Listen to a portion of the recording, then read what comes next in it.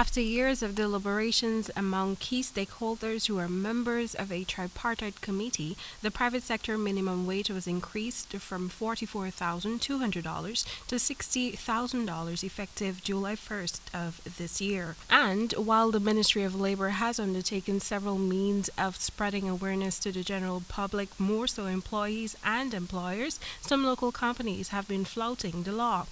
During an exclusive interview with Nightly News on Wednesday, Labor Minister Joseph Hamilton, while not tying a number to the reports he has received of companies acting in contravention of the law, said that his most recent engagement was with a company whose subcontractors were paying below the minimum wage.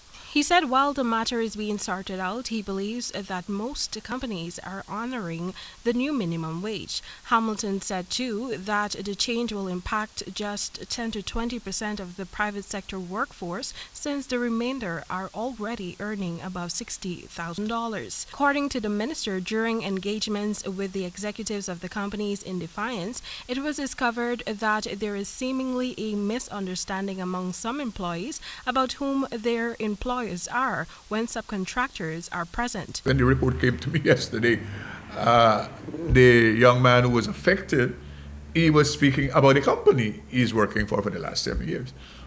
When the investigation is that he's working in the company compound for the last 7 years, and he was working with one subcontractor who is now deceased, and you have a new subcontractor who is offering that service to the company. Matter we have to resolve in a deliberate way with companies about this confusion that exists.